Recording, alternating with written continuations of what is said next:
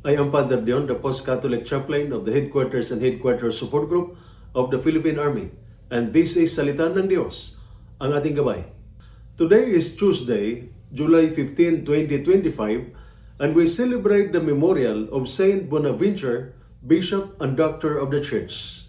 Serving in uniform teaches us discipline, courage, and sacrifice. But today's scriptural readings remind us how to recognize when God is moving, especially in silence, and how dangerous it can be when we ignore His invitation to change. In our first reading, taken from the book of Exodus, Moses was born in a time of danger. His mother hid him and, with great faith, placed him in a basket on the Nile, not knowing what would happen. That simple act of trust became part of God's greater plan for Israel's deliverance. As he grew up, Moses saw injustice, reacted with anger, and fled in fear.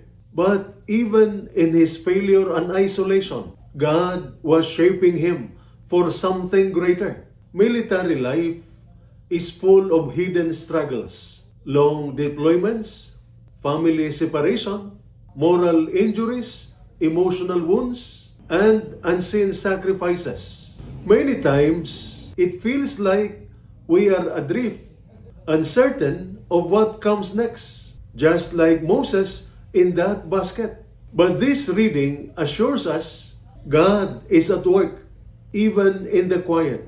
Your hidden battles and unseen sacrifices are not forgotten. God is preparing something through your story. In today's gospel reading, Jesus calls out the towns of Chorazin, Bethsaida, and Capernaum. He performed many miracles in these places, but the people remained unchanged. They became too familiar with God's presence. They heard His message, but did not respond. This can happen to us too. We attend Mass, we wear scapulars, rosaries, or dog tags with a cross. We hear the word, but sometimes we delay real conversion. Don't wait for a crisis to turn back to God. He may already be speaking through your struggles, through the people He sends, or through moments of stillness. Therefore, respond while grace is still flowing. Today, we also honor Saint Bonaventure, a brilliant Franciscan priest, theologian, and cardinal.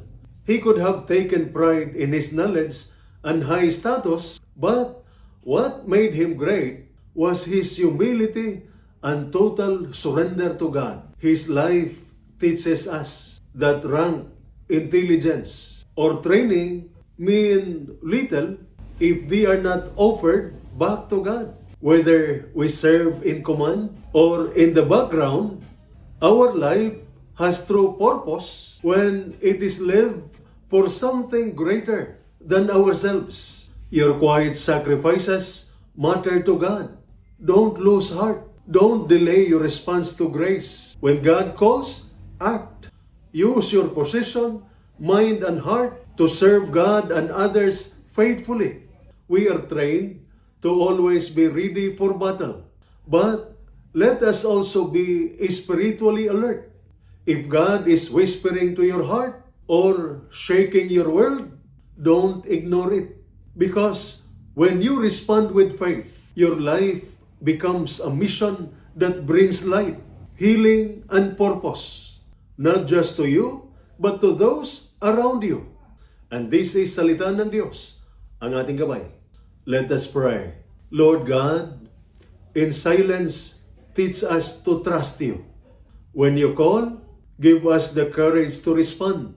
Through the example of Saint Bonaventure, may we offer our minds, our hearts, and our service to You. In every mission, in every sacrifice, use us for Your plan and Your peace. Amen.